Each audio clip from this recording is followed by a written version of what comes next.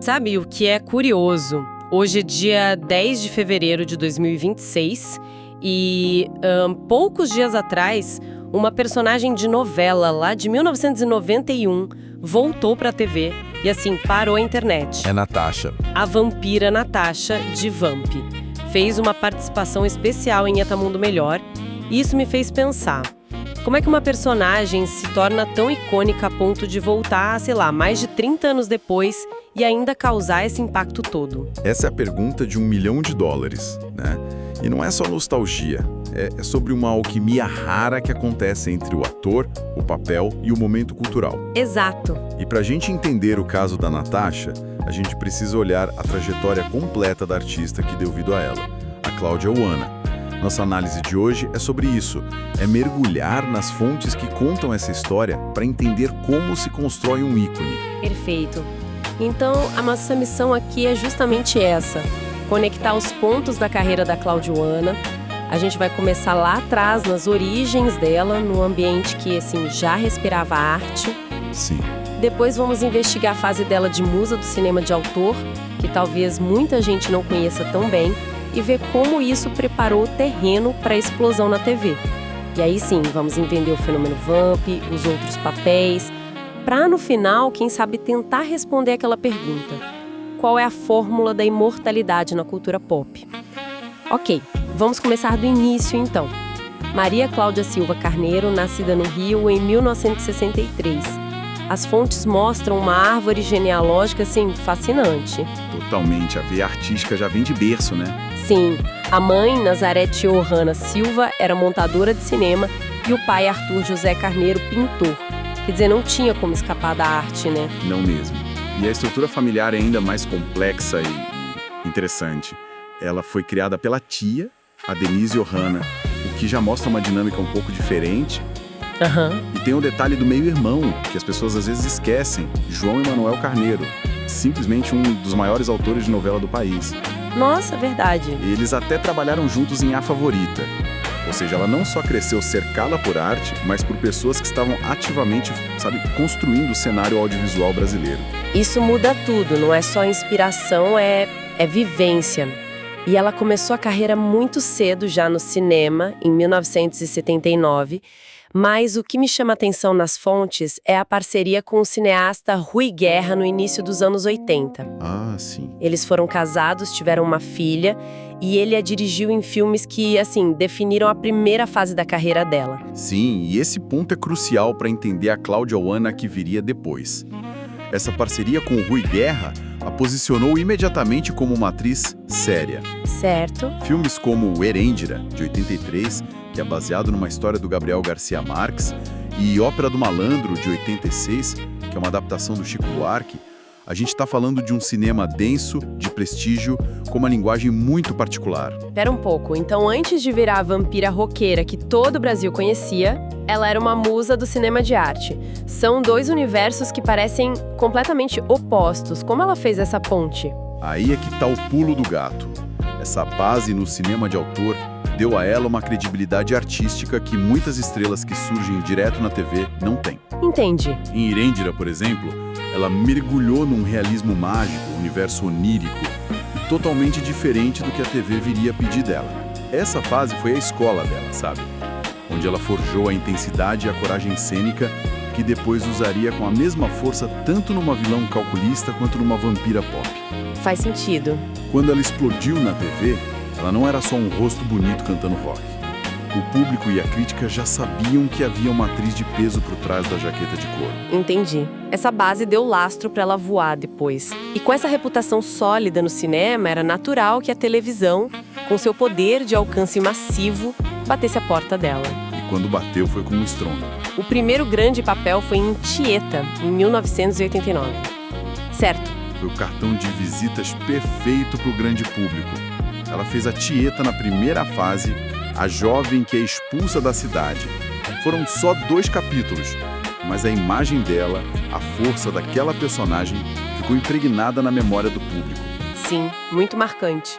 Foi uma participação curta, mas de um impacto gigantesco, que preparou o terreno para o que viria a seguir. E o que veio a seguir foi O Terremoto Chamado Vamp, 1991. Uma novela sobre vampiros, com muito humor e rock and roll. E ela era a estrela, a roqueira Natasha. Ah, sim. Vamos ser sinceros, uma vampira roqueira nos anos 90. Tinha como dar errado, né? Era a receita perfeita. Juntou a rebeldia do rock, que estava no auge, com o mistério do sobrenatural, que o brasileiro adora. Foi um fenômeno instantâneo. Total. E a Cláudia mergulhou de uma forma impressionante. As fontes destacam que ela não foi só atriz, ela foi a voz da personagem. É isso que eu ia falar. Ela mesma gravou clássicos como Sympathy for the Devil, dos Rolling Stones, e Don't Let the Sun Go Down on Me, do Elton John, para a trilha sonora. E essa trilha sonora vendeu como água.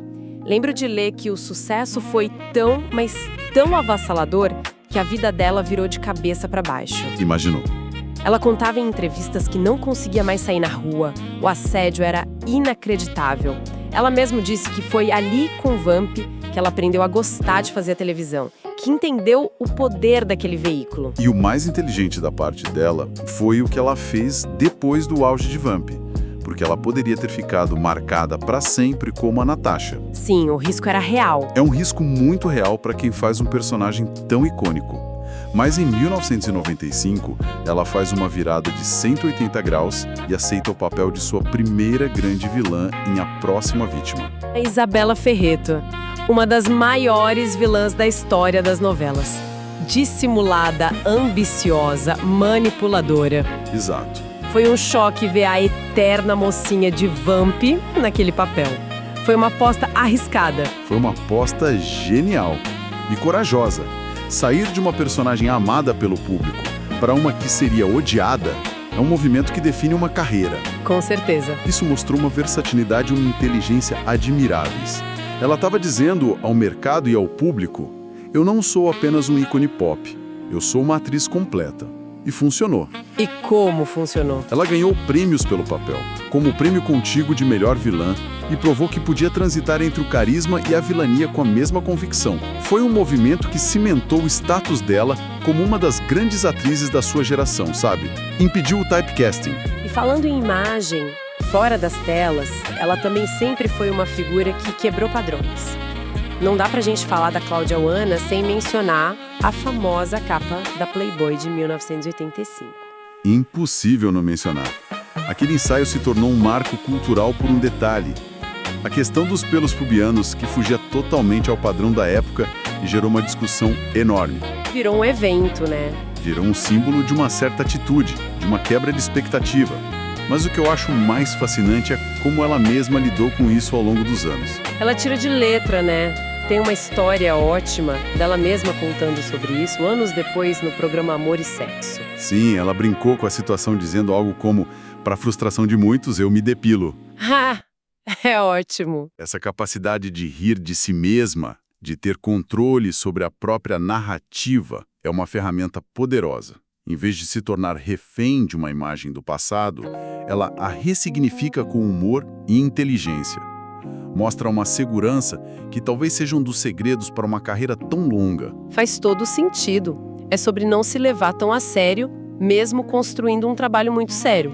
E essa linha de força parece continuar na família, né? A filha dela com o Rui Guerra, a Dandara Guerra, também é uma atriz excelente. Ótima atriz. E hoje a Cláudia já é avó. A arte continua no sangue da família. Sem dúvida. E a carreira dela também mostra uma independência interessante. Embora a gente a associe muito à Rede Globo, ela não se prendeu. Em 2003, por exemplo, foi protagonista de Canavial de Paixões no SBT. Um grande sucesso na emissora, inclusive. Exato. Isso mostra uma artista que busca bons projetos independentemente de onde eles estejam. E ela nunca abandonou o teatro, fazendo peças desafiadoras como o musical The Rocky Horror Show, que tem tudo a ver com essa veia rock and roll dela. E ela não parou. Nos últimos anos, ela parece estar se divertindo, se jogando em novos desafios. Participou de competições como Dança dos Famosos, Superchef Celebridades, Popstar. Ela tem uma energia, né? Uma curiosidade que parece incansável. Exatamente. E esses quadros a conectam com um público novo, que talvez não a conhecesse dos trabalhos dos anos 80 e 90. A participação no The Masked Singer Brasil foi um desses momentos geniais de conexão com o próprio legado. Ah, foi ótimo. Ela estava fantasiada de Tieta. É o passado conversando diretamente com o presente, de uma forma lúdica e inteligente. É verdade. Claro, ela continuou fazendo novelas de grande sucesso, como a recente Vai na Fé, em 2023, sempre entregando personagens marcantes. O que nos traz de volta ao ponto de partida? A volta da Natasha agora, em 2026. Depois de toda essa análise, fica mais claro por que esse retorno foi tão poderoso. Sim, Não é só a personagem, é tudo que a atriz construiu ao redor dela. perfeitamente. A volta da Natasha funciona porque a Cláudia Oana construiu uma carreira que deu peso e dimensão a esse ícone. Se ela tivesse desaparecido ou ficado presa a esse papel, talvez fosse só um truque de nostalgia. Seria só isso. Mas como ela continuou se reinventando, provando sua versatilidade e mantendo sua relevância, o retorno da personagem soa como uma celebração, sabe? Um reencontro com uma velha amiga que, assim como a atriz que a interpreta, nunca parou no tempo. Então, juntando as peças desse quebra-cabeça, o que a trajetória dela nos ensina? A gente vê uma artista que soube usar o prestígio do cinema de autor como alicerce, Exato. explodiu na cultura pop com um papel que era a cara de uma geração e teve a inteligência de se descolar dele com uma vila inesquecível, construindo uma carreira sólida e diversa. Sim. E se conectarmos isso ao quadro geral, a carreira dela é uma aula sobre a importância de papéis-chave, mas também sobre a importância de saber a hora de quebrá-los. Natasha, Isabela, a jovem Tieta, foram âncoras na carreira dela, mas não se tornaram prisões. Boa definição. E o mais interessante é que ela abraça esses ícones. Como vimos com a fantasia de Tieta e a volta da Natasha, ela celebra seu passado sem ficar presa a ele. É um equilíbrio muito, muito difícil de alcançar. Isso nos leva de volta à nossa pergunta inicial, mas agora com mais elementos para refletir. O que faz com que certos personagens da ficção se tornem imortais, a ponto de serem mais lembrados do que muitos fatos da vida real? Como acontece essa alquimia tão rara entre um ator, um personagem e o espírito de uma época? É algo para se pensar.